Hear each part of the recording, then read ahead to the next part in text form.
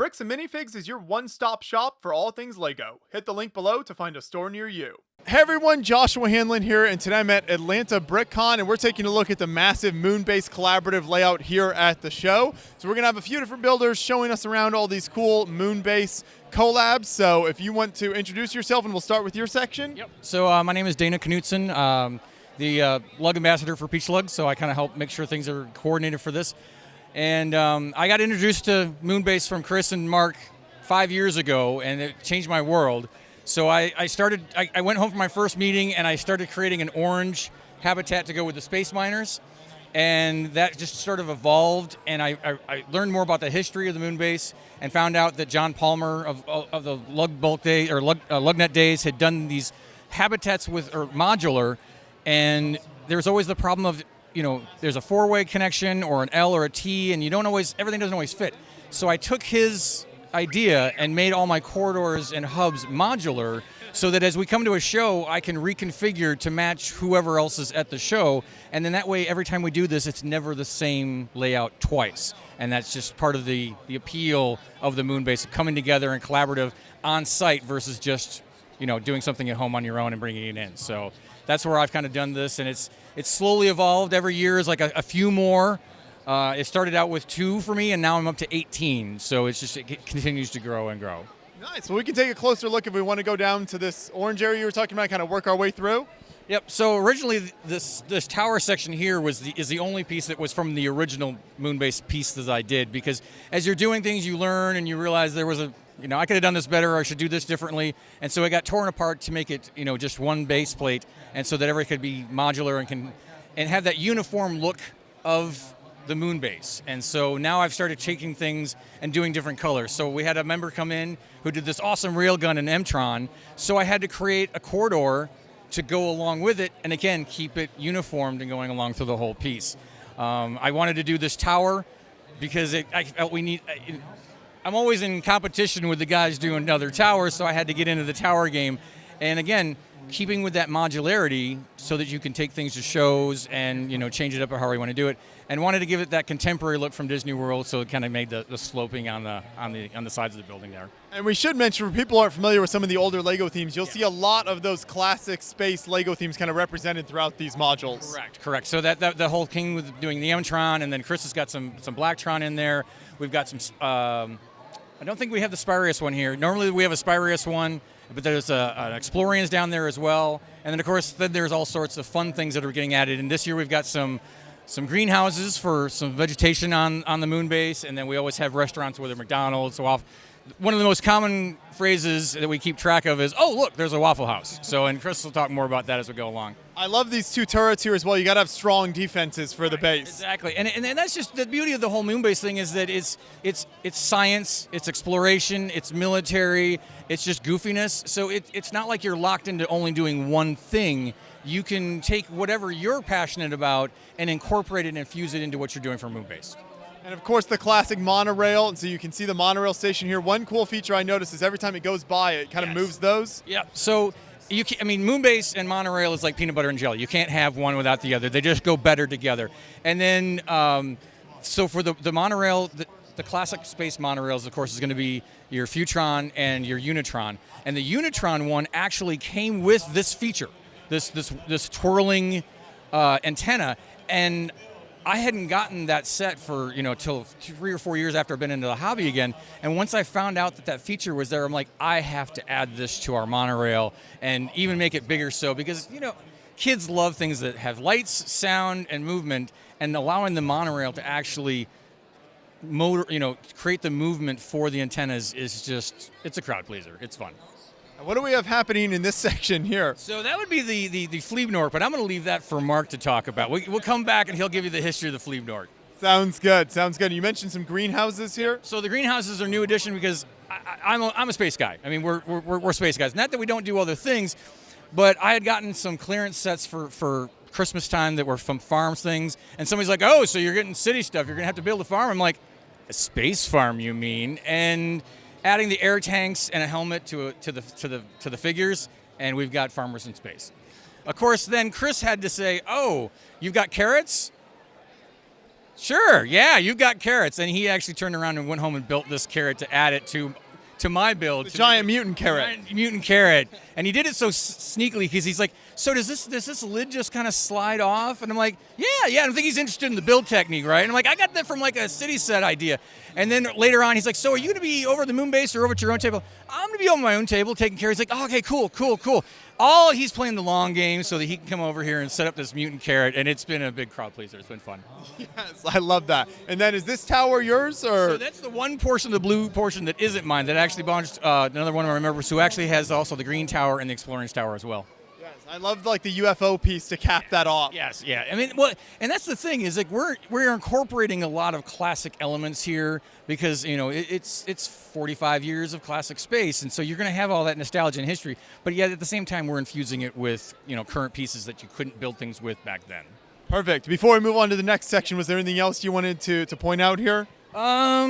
We actually made a line in the sand, and we switched to mills. So these are all built up on base plates with bricks on top of them to put the plates on top to give us that more stability for movement. And actually, we were really resistant to doing that for a long time because it's parts intensive. But once we did that, everything became a lot easier to move around, a lot of things to shuffle. So if you're out there and you're wanting to get into Moonbase, go ahead and just bite the bullet off the bat and build it on a mills plate. There we go. Sounds good. And are you still open to more people contributing in the future? Oh, absolutely. I mean, there's been an evolution to Moonbase, and it's kind of ebbed and flowed, which is, that kind of goes with all LEGO themes and all LEGO, enthusiasts. That, depending on their stage in life and what they're doing, it comes up and comes down. As long as we can get more shows that give us the option of doing a collab for Moonbase, which Brick Fair, Virginia, and Alabama have always done. So we need to get like Chicago to do that. We need BrickCon to bring that back so that we can get people who are coming in from other areas to collaborate together and do Moonbase. Sounds good. Thank you so much. We'll keep moving our way through here then. So I think that takes us to the next builder over here. If you want to introduce yourself, and then we'll take a look. Hey, I'm Chris Giddens. I live here in Kennesaw, Georgia, just to the other side of Atlanta from Atlanta Brick Convention. And so, so this is some of our Moonbase modules here. I've got the crater here because we wanted to have some relief in there. This is actually a water table, so it's lower, and then we filled it in, so made the crater there. Some relief. Now that we're moving to mills in the Moonbase standard, then we can add some more relief along. But so this crater here, and then the Blacktron tower is kind of a riff on the original Blacktron base, but it's so much bigger. And you can see the evil Kevin Hinkle that is now running the Blacktrons there inside the window.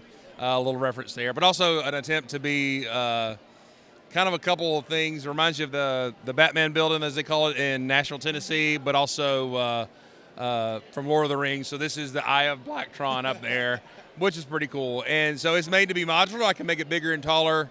And we had to extend the antennas just so we could be taller than Andrew's tower. It just had to be done, right? Classic. Get those antennas on top. Right. There's more antenna pieces to add if we needed to and everything. So also one of the original modules I built in 2002 when we came up with the standard is this Waffle House. And it plays to the crowd really well here in Georgia because everybody goes, hey, look, a Waffle House. And we even keep count or try to. But yeah, that thing's been together for 22 years now, I guess. So it's been around that long, so that's kind of when the idea first originated. Yeah, we originated. There's a few of us: Adrian Drake, Brick Frenzy, John Palmer, Felix Greco, Paul Hartzog. I'm probably missing somebody. We all were at Brickfest 2002. And there was no collaboration for space. Everybody's bringing spaceships and kind of sticking them around, but there was no train track to tie us together like town does.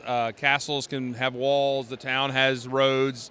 So we came up with the collaborative idea of Moonbase. And part of the magic of it is it's simple. You get a 48 by 48 base plate, which is common. The connectors are made of common pieces.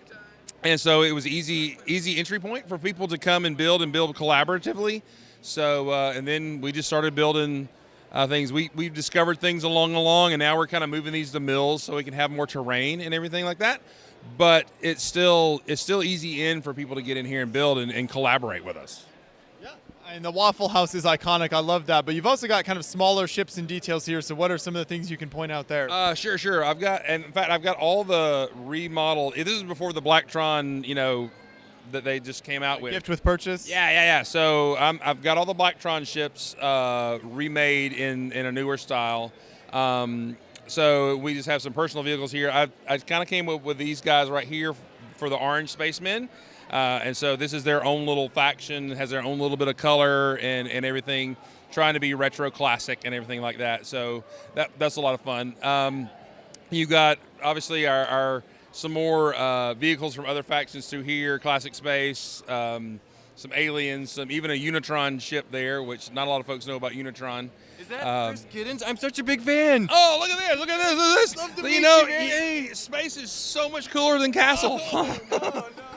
It's great to see kids looking up to the legends in the community. I know. That little boy. Anyway, so and so the good thing is you can build a small end cap and participate, or you can build a giant, farm and everything. It's still easy in and everything. So you have people who, it's kind of funny, Mark built Starbucks from the Northwest, and I'm building Waffle House from the Southeast, but they all work together really, really well.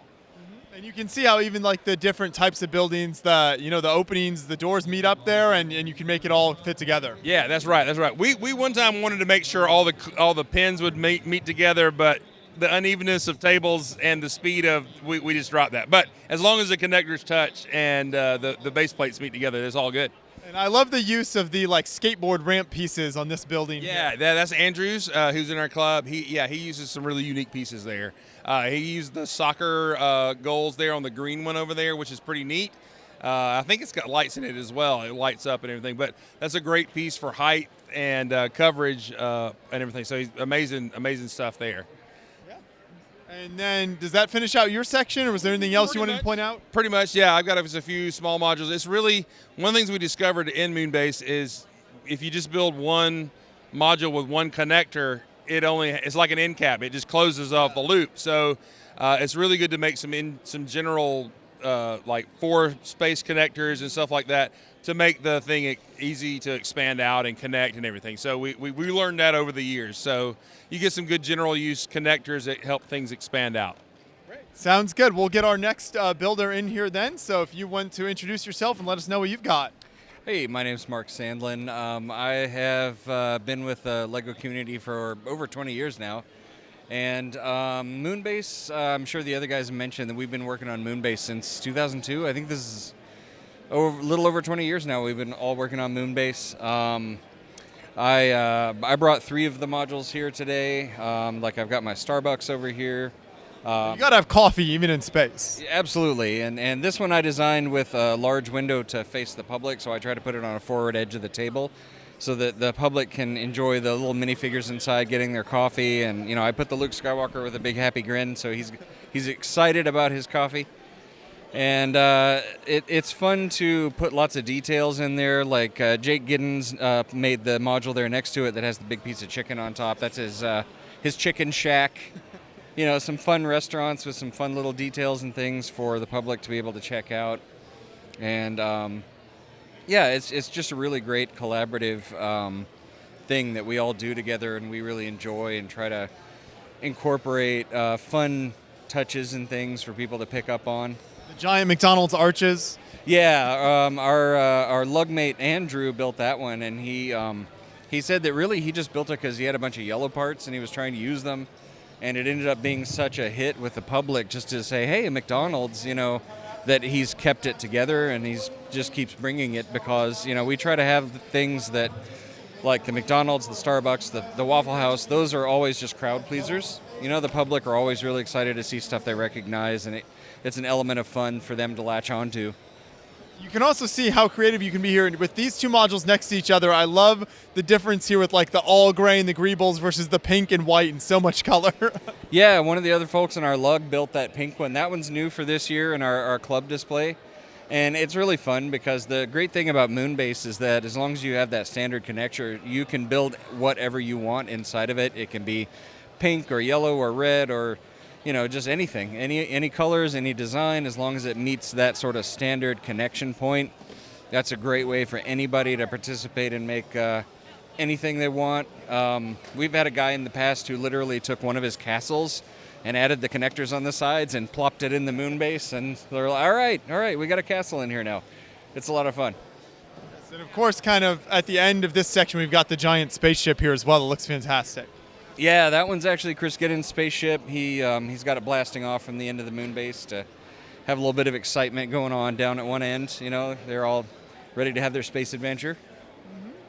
And you've got something here in your hand, so what can you tell us about this? Yeah, this is a 3D printed Fleebnork, which is it's a silly thing I came up with a long time ago. That's a scorpion with a dish on top. And I originally threw this together, and it became something really fun that the community latched onto, and they thought it was really great. It's just a silly little thing that anybody can make.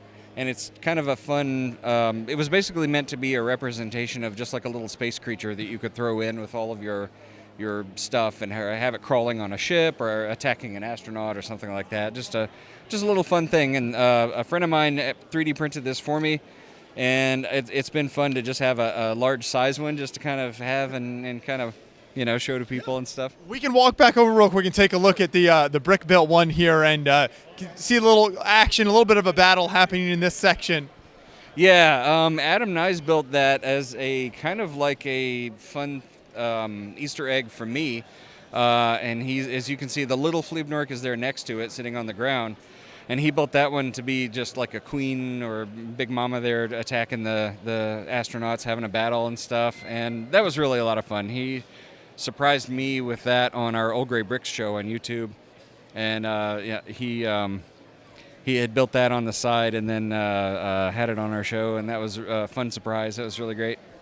Nice. And we've seen a lot of incredible stuff. I did want to mention this tower down here. I don't think we talked about this earlier, so what can you tell us about this here?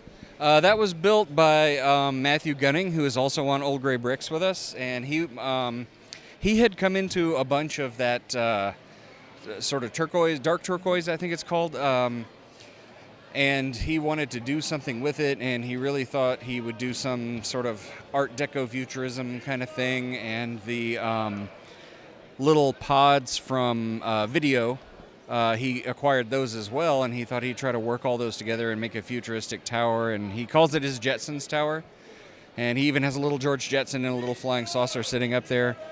So, it was really a neat build that he's created that it fits in with Moonbase pretty well and really looks impressive. And, it's a great contribution. Yeah. Do you know how many builders in total are represented on the whole collaboration?